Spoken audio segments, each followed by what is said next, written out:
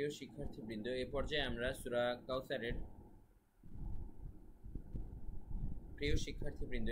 আমরা সূরা কাউসারের অর্থ শিখব এবং এর উচ্চারণের কোন জায়গাগুলো আপনারা খেয়াল রাখবেন সেটা আমি দেখিয়ে দেব।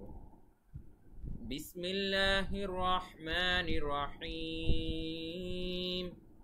শুরু করছি আল্লাহর নামে, যিনি পরম করুণাময় অসীম দয়ালু।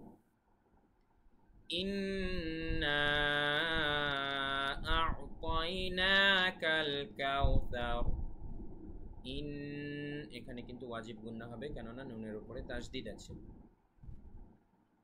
ইন্না এখানে তিন আলিফ টান হবে, কেননা তিন আলিফ টানের চিহ্ন আছে।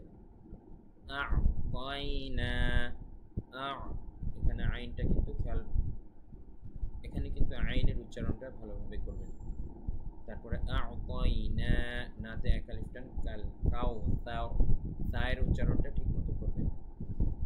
ইন্না আ'তাইনাকাল কাউসার।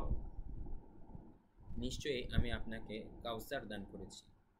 কাউসার বলতে হাউজে কাউসারের কথা এখানে বোঝানো হয়েছে, যেটা আমরা সবাই জানি কিয়ামতের দিন এত স্পেশাল এবং বিশেষ একটা পানীয়, পিপাসায় যখন সবার গলা ফেটে আসবে তখন কাউকে সেই পানিটা দেওয়া হবে না, শুধুমাত্র হজরত মুহাম্মদ সাল্লাল্লাহু আলাইহি ইসলামকে তখন হাউজে কাউসারের মালিক বানানো হবে এবং আল্লাহ রসুল সাল্লাল্লাহু আলাইহি ইসলামের যারা প্রকৃত অনুসারী, তার আদর্শ উম্মত, তাদেরকেই আল্লাহ রসুল সাল্লাল্লাহু আলাইহি ইসলাম সেখান থেকে পানি পান করতে দিবেন নিজ হাতে, এবং তারাই কিয়ামতের সেই ভয়াবহ কষ্ট থেকে তখন রক্ষা পাবেন। এবং এই পানি একবার পান করার পরে আর কখনো তাদের শত শত বছরেও কিয়ামতের ময়দানে কখনো আর পিপাসা লাগবে। ফাসাল্লি লিরাব্বিকা ওয়ানহার। ফাসাল্লি লিরাব্বিকা, অনেকে মনে করে কি ফাসাল্লি লি একটা শব্দ, আবার রব্বিকা আরেকটা শব্দ, আসলে কিন্তু তা ভুল, খেয়াল রাখবেন। ফাসাল্লি লিরাব্বিকা শব্দটা কিন্তু এরকম, ফাসাল্লি লিরাব্বিকা ওয়ানহার। ফাসাল্লি সদের উচ্চারণ খেয়াল রাখবেন, লিরাব্বিকা ওয়ানহার হায়ের উচ্চারণ খেয়াল রাখবেন। ফাসাল্লি লিরাব্বিকা ওয়ানহার, অতএব আপনার পালনকর্তার উদ্দেশ্যে নামাজ পড়ুন এবং কোরবানি করুন।